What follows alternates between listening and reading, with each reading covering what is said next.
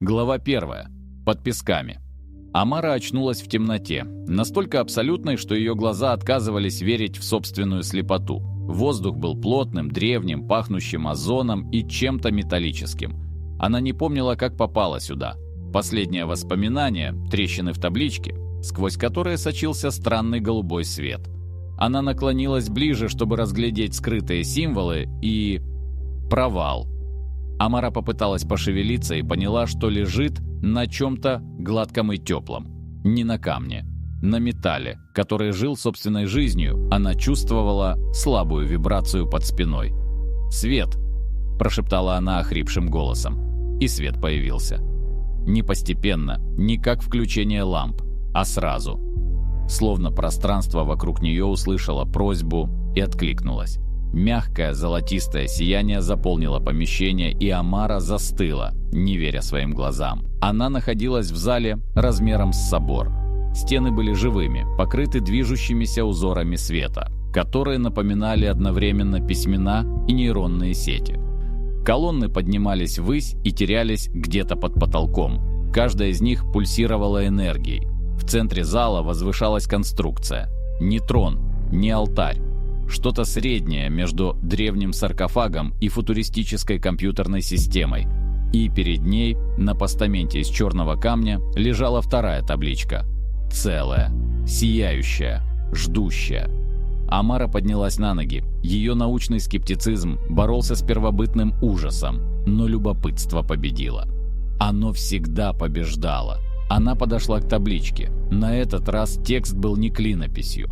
Символы менялись на ее глазах, перестраиваясь в язык, который она понимала. Английский, арабский, русский, китайский. Все языки мира мелькали в танце, пока не остановились на том, который был ей родным. «Добро пожаловать, наследница! Ты прошла первый порог. Теперь ты готова узнать правду, которую я скрывал даже от своих братьев». «Энки?» – выдохнула Амара. «Да. Я оставил это послание 40 тысяч лет назад, запечатал его в месте, куда не мог добраться ни один из ануннаков. Я ждал. Ждал, пока человечество не созреет настолько, чтобы один из вас нашел ключ». Табличка под ее пальцами стала теплее. «Ты читала первую хронику, ты знаешь о пожирателях, ты знаешь, что мы обрекли вас, да, в разум, но есть то, чего не знает никто, даже Энлиль. Даже те, кто бежал со мной к звездам. Я солгал всем. И моя ложь — единственная надежда человечества». Глава 2. Секрет Создателя. Амара не знала, сколько времени прошло. Минуты, часы. В этом месте время текло иначе. Она читала. Нет, не читала.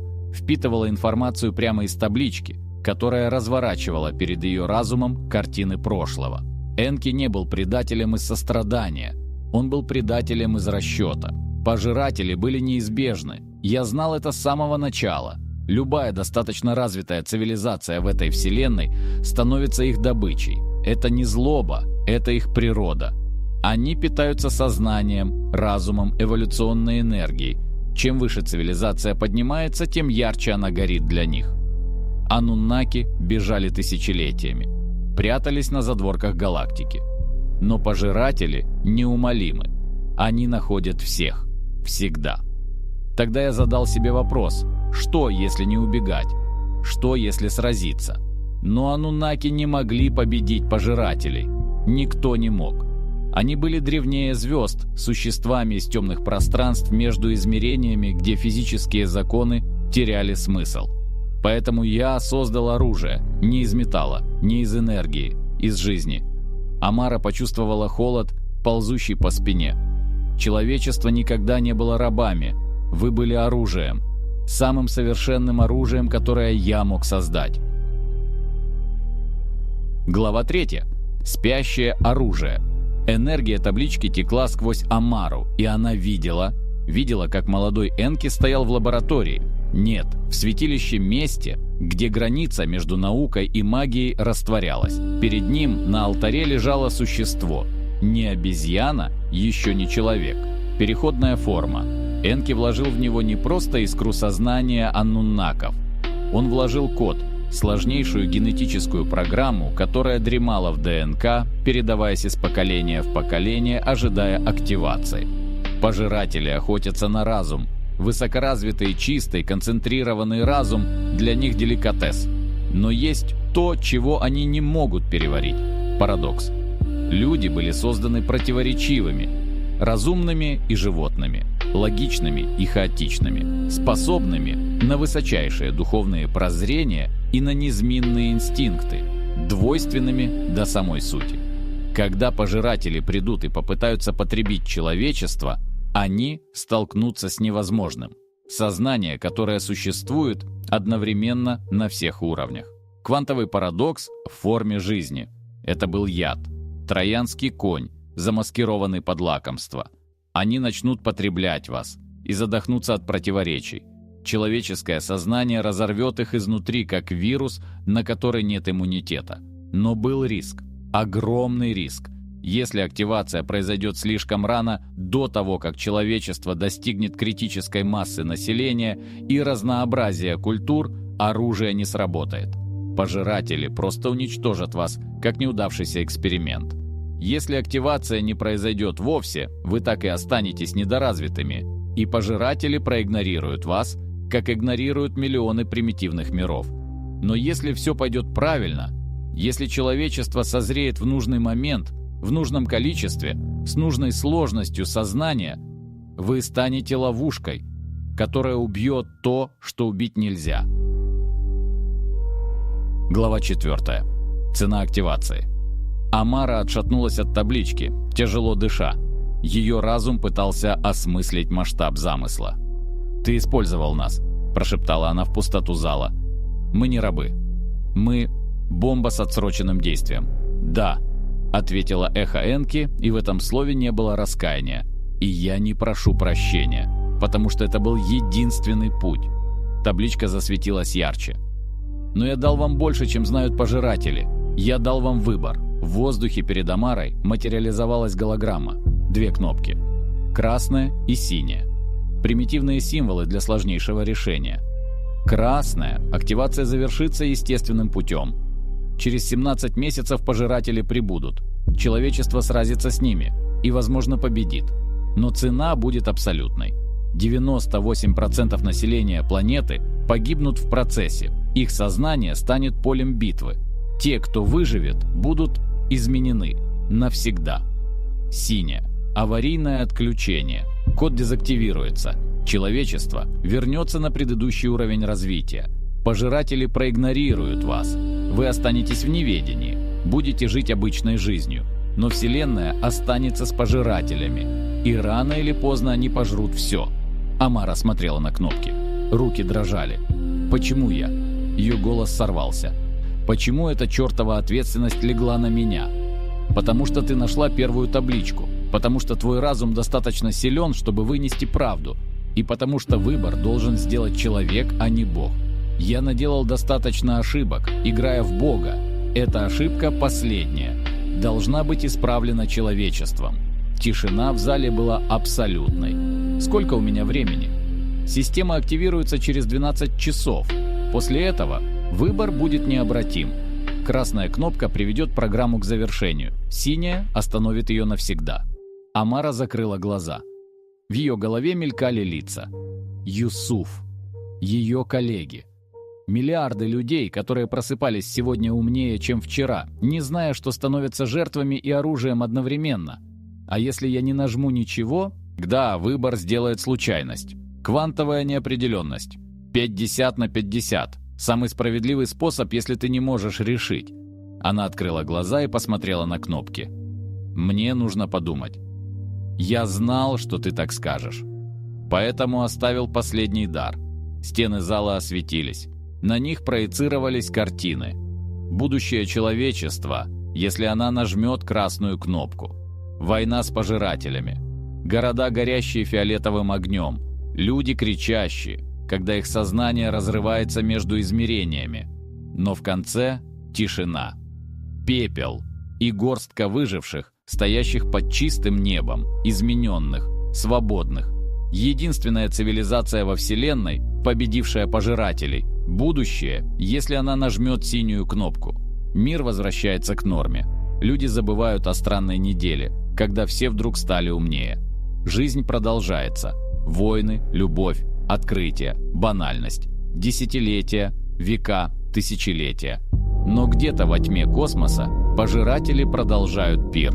Цивилизация за цивилизацией гаснет, как свечи на ветру. «Это нечестно», – прошептала Амара.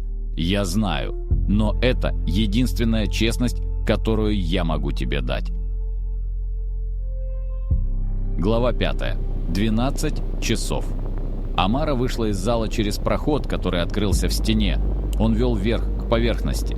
Когда она выбралась из-под песка, солнце уже поднималось над горизонтом. Лагерь был пуст. Юсуф и остальные исчезли. На песке остались лишь следы, ведущие в сторону ближайшей деревни. Ее телефон ожил в кармане. Сотни пропущенных вызовов.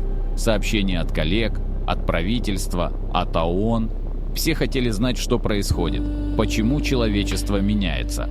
Она открыла новости. Глобальный феномен. Преступность упала на 60% за неделю. Ученые предполагают массовый сдвиг сознания. Дети-вундеркинды. 10-летний мальчик решил задачу тысячелетия по математике. Религиозные лидеры созывают экстренный саммит. Это начало новой эры или конец старого мира. И на 3-й странице маленькая заметка.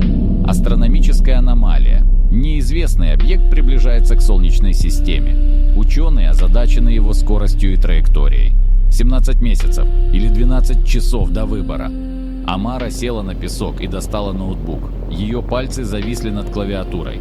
Она могла написать статью, рассказать миру правду, позволить человечеству решать вместе. Но сколько времени займут дебаты? Сколько хаоса породит правда? Паника, войны. Те, кто захочет нажать красную кнопку, те, кто убьет за право нажать синюю. Выбор должен сделать человек, сказал Энки. Один человек. Она. Амара начала печатать. Не статью. Письмо. Самой себе. Попытку осмыслить невозможное. Глава 6. Час истины. 11 часов спустя Амара стояла перед голограммой. Красная кнопка, синяя кнопка. Она не спала, не ела, только думала. Думала о муже, который умер 5 лет назад от рака. О том, как он страдал в последние месяцы. О том, как она молилась любым богам, чтобы его страдания закончились. Думала о Юсуфе, молодом ассистенте с мечтами стать великим археологом. О детях, играющих в деревне неподалеку. О миллиардах жизней, которые продолжатся или оборвутся из-за ее выбора. Думала о пожирателях, о цивилизациях, которые они стерли, о Вселенной, которая, возможно, устала от них, но не имела защитника. Думала о том, что сказал бы Энки, если бы мог говорить прямо сейчас. Оправдал бы он свой выбор? Или признал бы, что был чудовищем, играющим с жизнями, как с фигурами на доске? 10 минут до активации. Амара подняла руку. Она знала, что выберет. Знала с самого начала, просто не хотела признавать. Ее пальцы зависли между кнопками. «Энки», — сказала она в пустоту, — «если ты действительно дал нам выбор, если ты действительно хотел, чтобы мы были свободны, то прости меня за то, что я собираюсь сделать». Она закрыла глаза и нажала. Эпилог. Через 17 месяцев. Мир изменился или не изменился. Зависело от того, кого спросить. После той ночи Амара Хатун исчезла. Некоторые говорили, что она сошла с ума от жары и бродит где-то в пустыне. Другие, что ее похитили спецслужбы. Третьи шептали, что она нашла что-то настолько опасное, что предпочла исчезнуть. Место раскопок было закрыто. Воронку засыпали. Никаких табличек больше не находили. Человечество продолжало становиться умнее. Но постепенно. Без драматизма. Технологии развивались. Конфликты, хоть и существовали, становились менее кровопролитными. Словно что-то фундаментальное изменилось в коллективном сознании. Астрономы наблюдали за приближающимся объектом. 17 месяцев прошли. Объект должен был появиться. Но когда он достиг границы Солнечной системы, он остановился, завис в пространстве на краю пояса Койпера. Огромный, Темный, неподвижный. Наблюдатели ждали. Дни, недели, месяцы. Объект не двигался, словно что-то отпугнуло его. Или он ждал. В маленькой деревне на юге Ирака старая женщина сидела у колодца и рассказывала историю детям. Историю о том, как древние боги создали людей, как они воевали, как покинули мир. «Они вернутся?» – спросила девочка. Старуха улыбнулась. В ее глазах мелькнуло что-то странное, древнее, знающее. «Они уже вернулись, дитя. Просто выглядят теперь иначе. Носят человеческие лица». Она дотронулась до виска девочки, и та вздрогнула, ощутив странный импульс. Словно что-то дремлющее шевельнулось в ее голове. «Выбор», – прошептала старуха, и ее голос эхом отозвался в сознании ребенка. «Всегда есть выбор. Энки научил нас этому. Настоящий выбор не между двумя кнопками. Настоящий выбор – стать тем, кем мы решим стать». Она встала, и дети увидели, что на ее запястье была татуировка. Странные символы. Клинопись. Перевод был простым. «Наследница». Старуха, нет, Амара, хотя лицо ее изменилось за эти месяцы, посмотрела на небо, где невидимый объект замер в ожидании. Она не нажала ни красную, ни синюю кнопку. Она нашла третью, скрытую. Ту, что Энки оставил для самых смелых. Кнопку, которая запустила не завершение программы и не ее отмену. Кнопку, которая дала программе сознание, выбор, эволюцию не по плану, а по воле. Человечество не стало оружием, не осталось рабами. Человечество стало чем-то третьим, чем-то, чего не было в расчетах Энки, в страхах Энлиля, в голоде пожирателей, свободным. И пожиратели там, на краю системы, впервые за миллиарды лет, не знали, что делать. Амара улыбнулась и пошла прочь, растворяясь в толпе. У нее была работа. Множество людей нужно было найти, множество спящих нужно было разбудить. Третий путь требовал усилий, но зато он был честным. Конец. Или начало. Секретный постскриптум. Найдено на обратной стороне второй таблички, проявилось только через год. Если ты читаешь это, наследница, значит, ты выбрала третий путь. Я надеялся, что так и будет. Красная и синяя кнопки были тестом. Настоящим выбором всегда была третья, невидимая. Выбор не принимать ложные дилеммы. Выбор создать собственный путь. Я не создавал оружие. Я создавал преемников. Добро пожаловать, новые боги. Надеюсь, вы справитесь лучше, чем мы. Энки навечно твой.